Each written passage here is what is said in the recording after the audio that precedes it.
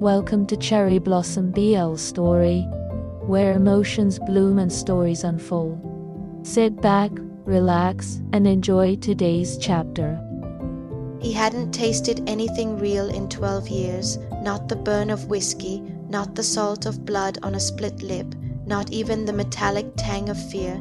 Every bite, every sip, ash, grey, nothing, until today.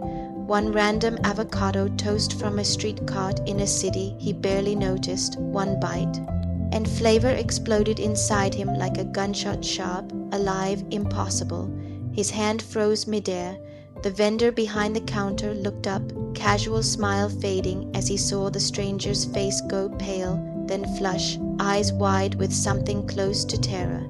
Alexander Voss stared at the half-eaten toast like it had just confessed to murder, because if this was real, then the curse was breaking, and whoever, or whatever, had placed it 12 years ago would know. Chapter 1. Ash in the rain came down in sheets, the kind of sudden, angry Los Angeles downpour that turned the city into a smeared watercolor of neon and taillights. Alexander Voss sat in the back of his black Escalade, collar turned up against the chill that had nothing to do with the weather. At 38, he looked every inch the man who had clawed his way to the top of Voss Enterprises' sharp jaw, sharper eyes, dark hair still perfectly in place even after 14 hours of back-to-back meetings. But beneath the tailored charcoal suit and the Patek Philippe that ticked like a heartbeat on his wrist, he was hollow. 12 years since Marcus had smiled that cold, beautiful smile and whispered the words that sealed the curse. Every meal since then had tasted the same, dry grey ash, caviar dissolved into nothing on his tongue. Truffle risotto might as well have been wet paper. Even water carried the faint aftertaste of dust. He ate because the body demanded fuel, but pleasure had been surgically removed from the equation. Black coffee was the only thing that still registered bitter enough to remind him he was alive. Tonight he was supposed to be at a private dinner in Beverly Hills, shaking hands with investors who wanted pieces of his empire. Instead, he was here in the Arts District because the paparazzi had spotted the Escalade on the 10 freeway and turned the evening into a high-speed game of cat and mouse. His driver, Marco, had taken the exit on impulse, weaving through side streets until the flashes fell away. Sir, Marco glanced in the rearview mirror. We can circle back to the hotel or... Alexander's stomach growled, low and insistent. He hadn't eaten since a tasteless protein bar at noon. Pull over, anywhere. Marco eased the SUV to the curb beside a row of brick warehouses turned galleries.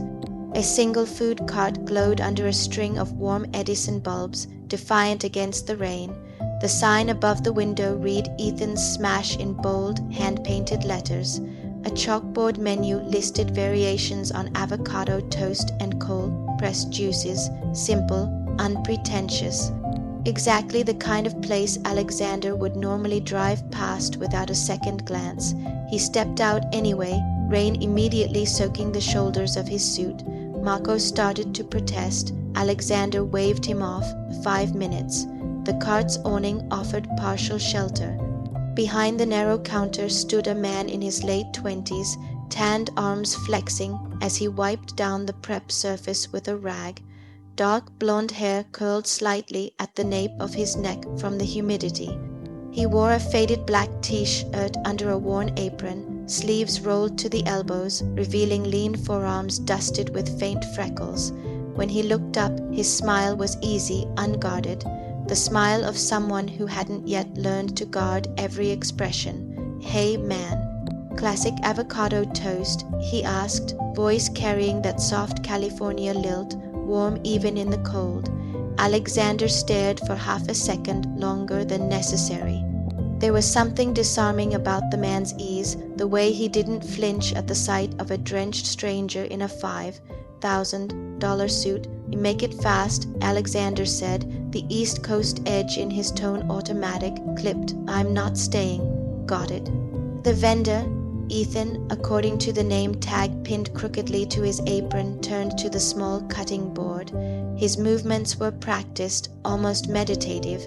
Have the avocado, scoop the flesh with a spoon, mash it with a fork in a wide ceramic bowl.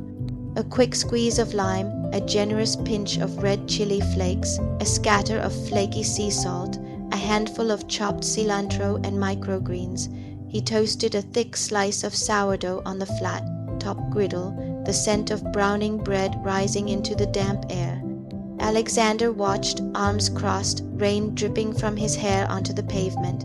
He told himself he was only waiting for the food, nothing more. Ethan slid the finished toast across the counter on a square of parchment paper. Here you go. First one's on the house if you look like you need it that bad. Alexander didn't argue. He lifted the toast, took a single skeptical bite. The world tilted. Creamy avocado coated his tongue, rich and buttery. Then the lime, bright, acidic, alive. Heat bloomed from the chili flakes, sharp and clean. The salt crystals popped against the roof of his mouth. The herbs cut through like green lightning. The bread crunched, giving way to soft chew, carrying every flavor forward in perfect balance, real. For the first time in 12 years, something tasted real. Alexander froze, eyes wide, the half-eaten toast hovering near his lips. His pulse hammered in his ears, louder than the rain. He stared at the food as though it might vanish if he blinked. Ethan leaned his forearms on the counter, watching him with open curiosity. A small smirk tugged at the corner of his mouth. You look like you just discovered taste buds, man, you good. Alexander didn't answer immediately. He took another bite, bigger this time than another, devouring the rest in 3 quick, almost frantic motions. When the toast was gone, he licked a stray flake of salt from his thumb, eyes still locked on Ethan. The vendor's smirk softened into something gentler. That good, huh? Alexander swallowed.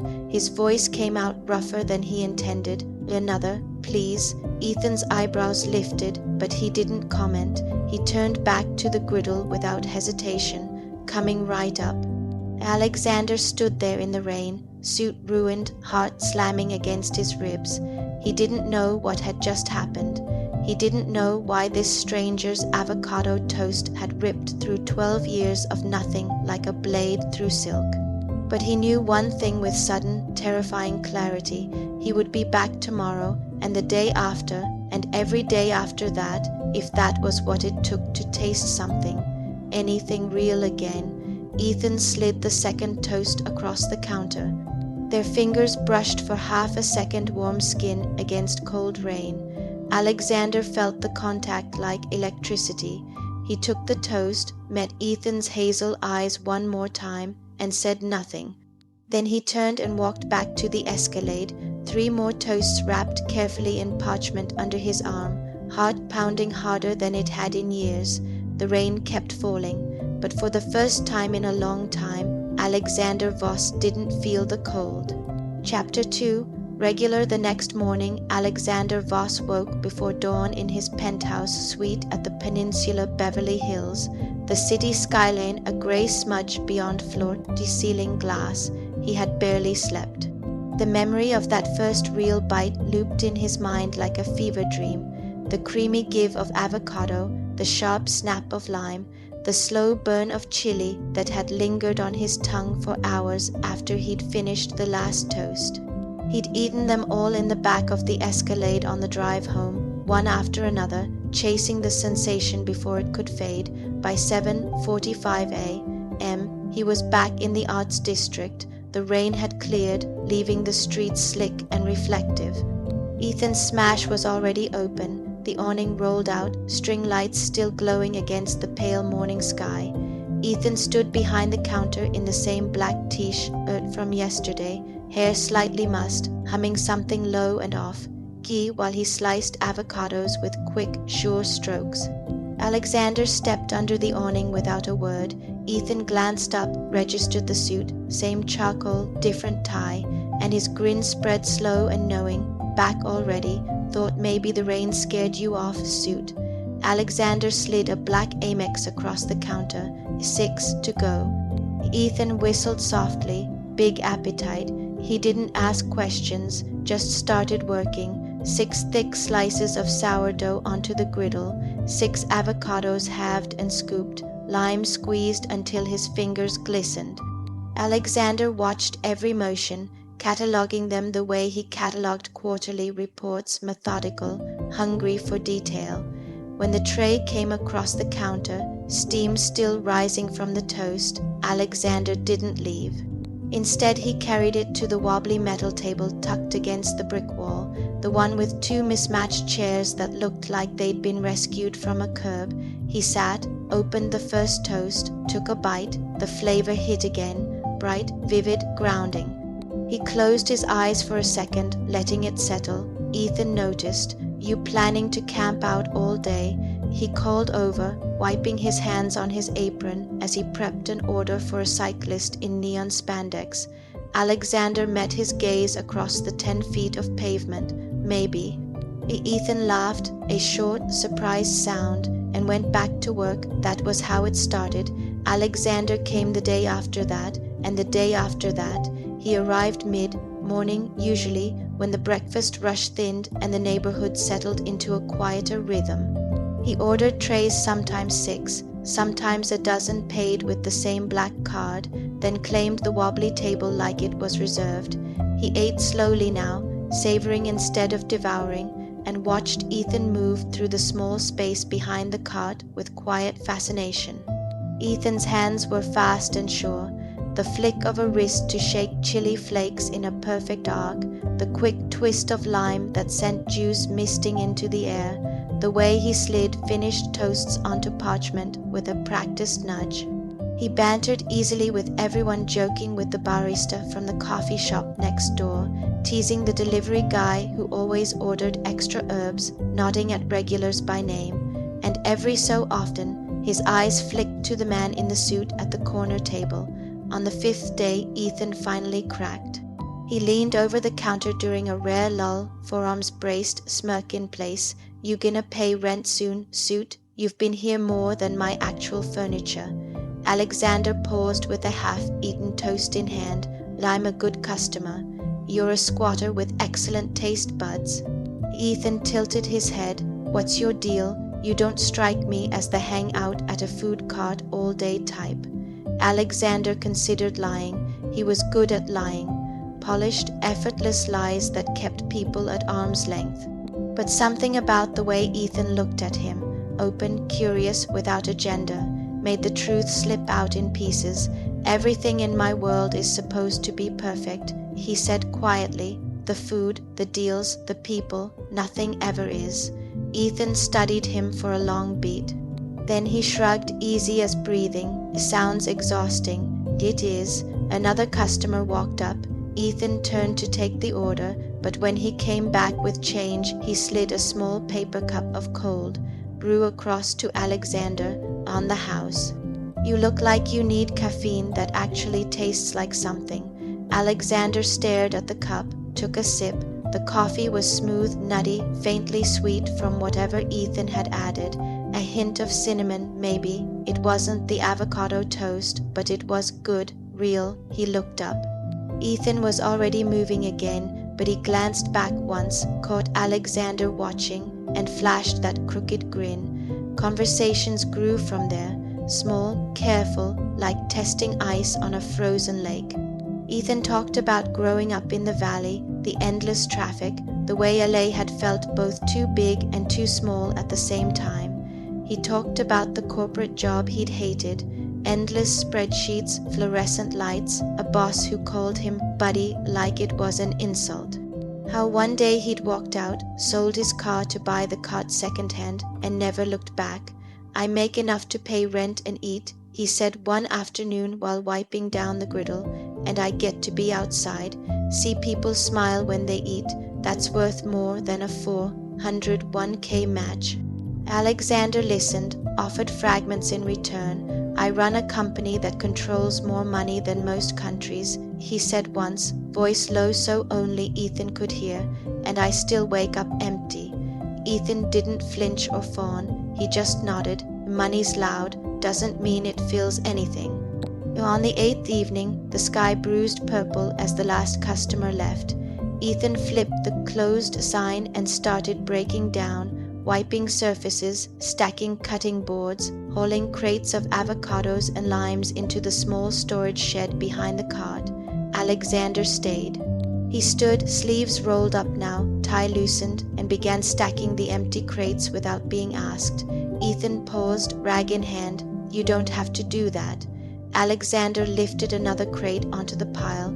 "I want to." The words came out quieter than he'd intended, almost vulnerable. Ethan watched him for a moment, expression unreadable. Then he went back to wiping the counter, but slower, like he was giving the moment room to breathe. When the last crate was stacked, their hands brushed, Ethan reaching to steady the pile. At the same moment, Alexander set one down. Skin against skin, warmth, a small electric jolt that traveled straight to Alexander's chest. Ethan's laugh was low, soft, almost surprised. "Careful, suit. You're gonna start thinking you belong here." Alexander didn't pull his hand away immediately. He met Ethan's eyes, hazel flecked with gold in the dying light, and felt something shift inside him, small but irrevocable. "Maybe I already do," he said. Ethan held his gaze a beat longer than necessary. Then he stepped back, broke the contact, and tossed the rag over his shoulder with forced casualness. "Lock up when you leave. Don't steal my avocados." Alexander watched him walk toward the shed, the easy roll of his shoulders, the way the last of the sunset caught in his hair. He stayed until Ethan disappeared inside. Then he stood alone under the awning for a long minute, fingers still tingling where they'd touched, heart beating too hard for a man who'd spent 12 years teaching it not to feel anything at all. Tomorrow, he thought, he'd be back tomorrow. And he already knew it wouldn't be just for the toast. Chapter 3, Viral. The first sign came on the 10th day. Alexander arrived at 10:17 a.m. Same as always, black Escalade idling half a block away, Marco keeping watch for tails. He wore a navy suit today, no tie, top button undone, sleeves already rolled because the LA sun had decided to show up after a week of gloom. He carried nothing but his phone and the faint, restless energy that had become his new normal. Ethan was mid-rush, 3 orders stacked, lime juice running down his wrist, a line of 6 people waiting. He spotted Alexander immediately, flashed the usual crooked grin, and jerked his chin toward the wobbly table like it was Alexander's assigned seat. Alexander claimed it without a word. Ordered the usual dozen, watched Ethan work. He didn't notice the girl at the front of the line until she turned slightly, phone angled low. She was maybe 19, oversized hoodie, AirPods in, pretending to scroll while the camera lens caught the corner of the card. And the man in the navy suit, sitting alone with a tray of avocado toast like it, was the most important meeting of his life. She filmed for maybe 20 seconds. Then she paid, grabbed her order, and disappeared into the crowd. By noon the clip was on TikTok. The sound was a trending audio, some ironic low, by beat with text overlay, when the richest man in the room is obsessed with $9 avocado toast. The caption read, "Billionaire CEO can't stop eating at this LA avocado toast cart, loudly crying face, who is this guy?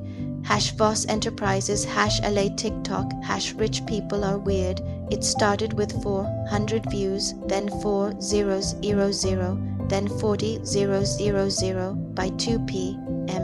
it had crossed 1 million. Alexander's name was in the comments before Ethan even saw it. Someone had recognized him, face blurred but not enough. The suit, the posture, the Escalade in the background. A quick reverse image search on Google Lens did the rest. Voss Enterprises, Forbes list, the man who just closed $1 for. $2 billion acquisition nobody outside finance circles had cared about until now. The algorithm loved it. Ethan noticed the sudden uptick in foot traffic around 3:30. People weren't just ordering, they were lingering, phones out, glancing between him and the corner table where Alexander sat, now on his 3rd toast, scrolling emails like nothing had changed. Ethan wiped his hands on his apron, pulled out his own phone during a brief lull, and opened TikTok. The For You page hit him like a truck, the clip, then stitches, then reaction videos, then people tagging the carts barely, used business account at Ethan Smash. Comments flooded in, is that really Alexander Voss? Dude's eating like it's his last meal. Mao, a rich guy has a crush on the toast guy confirmed. Protect the cart boy at all costs. Ethan stared at the screen, thumb frozen mid-scroll. He looked up at Alexander, who was now watching him back, expression unreadable, but the tension in his jaw was new. Ethan walked over, phone still in hand. "You're that Voss guy?" he asked quietly, voice low enough that only Alexander could hear.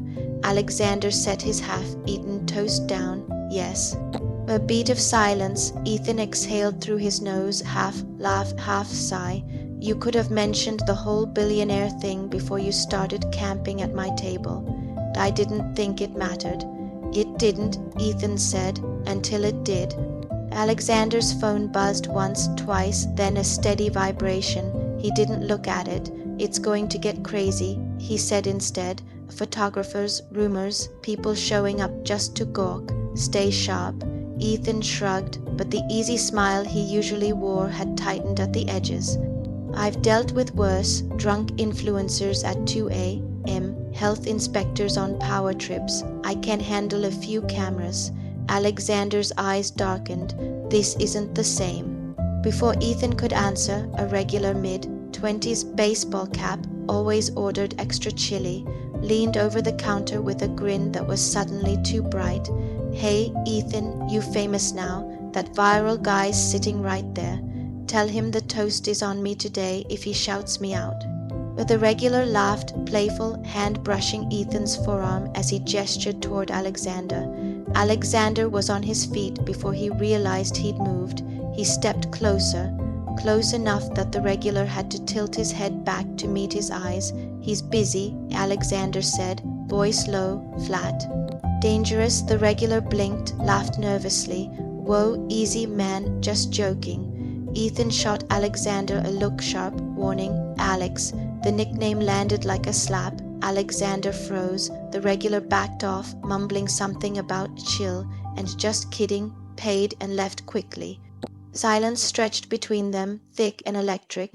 Ethan turned back to the griddle, shoulders tense. "You can't do that," he said under his breath as he scraped the surface clean. "Not here, not to my customers." Alexander didn't sit back down. He stayed standing, hands clenched at his sides. "He was touching you. He was flirting, badly, happens 10 times a day." Ethan finally looked at him, really looked. "You think I can't handle it?" "I think I hate it," Alexander said, rawer than he'd intended. Ethan's expression softened, just a fraction. "Yeah, I got that." Another customer approached. Ethan forced his customer service smile back into place, took the order, made change, but when the line cleared again, he leaned across the counter toward Alexander, voice quiet. "You're jealous." Alexander didn't deny it, apparently. Ethan studied him, really studied him like he was seeing something new. "That surprises you?" "Everything about this surprises me." A small, reluctant smile tugged at Ethan's mouth. "Welcome to being human, suit." Alexander exhaled, tension bleeding out of his shoulders for the first time since the phone started buzzing. He glanced at the empty tray in front of him, then back at Ethan. "I'm not leaving," he said, not a question. Ethan's smile grew, just a little. "Didn't think you would." He slid another single toast across the counter, no tray, no upcharge, just one, perfectly made, steam still rising. "Eat," Ethan said, "before the paparazzi show up and ruin the vibe." Alexander took it. Their fingers brushed again, longer this time, deliberate. He sat back down. Outside, the first camera flash popped against the late afternoon light. Alexander didn't look away from Ethan. The world was about to get louder. But right here, right now, the only thing that mattered was the man behind the counter who'd somehow cracked open 12 years of silence with a piece of toast and a laugh, and Alexander Voss, ruthless, cursed, untouchable, wasn't going anywhere. Chapter 4. The ex-Marcus Langford had always known how to cut deeper than anyone else. At 39, he still looked like the man who'd once turned heads in every Manhattan rooftop bar. Tall, impeccably tailored, dark hair swept back, eyes the color of winter steel. He'd traded boardrooms for private equity these days, but the sharpness hadn't dulled. When the tick-tock clip crossed his algorithm at 2:47 p.m. Eastern, he paused the video on Alexander's face mid-bite, eyes half closed in something like reverence, and felt the old scar tissue split open. 12 years ago, in the penthouse they'd shared on the Upper East Side, Marcus had whispered the words that bound the curse, not out of some ancient grimoire, but out of pure, white-hot rage after Alexander had walked away without looking back. "But may every pleasure you chase taste like ash," he'd said, voice trembling with the kind of certainty that makes magic stick. It had been petty, it had been permanent. Now Alexander was sitting at a food cart in Los Angeles like a man who'd forgotten how to starve. Marcus refreshed the comments.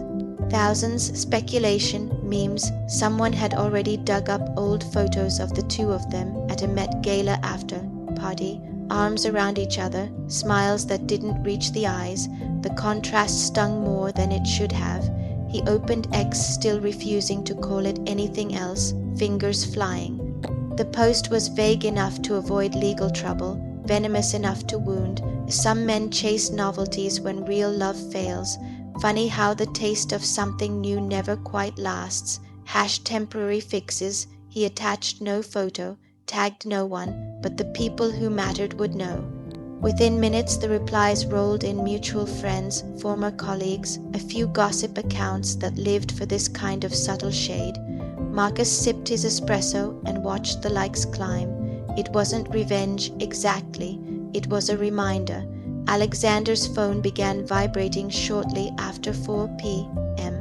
Pacific. He ignored the first dozen notifications, board alerts, analyst pings, Marco checking in. Then the tone changed, a string of texts from his PR team, screenshots of Marcus's post, rising mentions of his name paired with words like heartbreak and obsession. A Google alert summary landed in his inbox. Alexander Voss viral food, cart fixation linked to X's cryptic post. He stood up from the wobbly table so fast the metal legs scraped the pavement. Ethan looked over from the griddle. Everything okay? Alexander forced his expression neutral. Fine, but it wasn't. He left without finishing the last toast, something he hadn't done in weeks. That night, in the dim glow of his hotel suite, Alexander stared at his phone. The post had been screenshotted, reposted, dissected. People were connecting dots that didn't need connecting. And somewhere in the noise, the curse felt heavier again, like it knew it was being talked about. He opened his messages, typed, deleted, typed again to Ethan. "Don't talk to strangers at the cart tonight. Photos might show, or worse." He hit send before he could overthink it.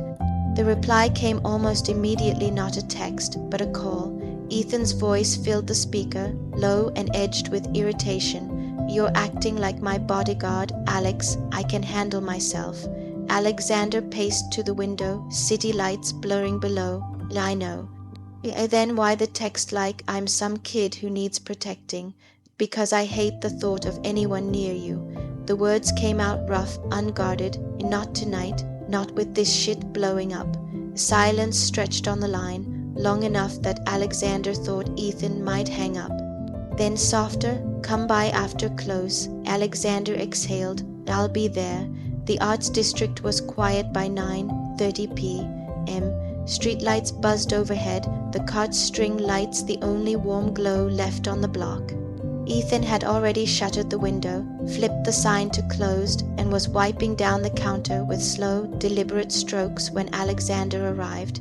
He stepped under the awning without knocking. Ethan didn't look up right away. "You came," Ethan said finally, rag still moving in circles. "I said I would." Ethan tossed the rag aside and turned, his arms crossed over his chest, posture loose but eyes sharp. "So talk. What's this about strangers and bodyguards? Alexander moved closer, close enough to smell the faint citrus and herbs that clung to Ethan after a long shift. My ex saw the video. He's stirring things, posting vague shit online. It's how he works. He'll keep pushing until something breaks. Ethan's brows lifted. And you think that something's me?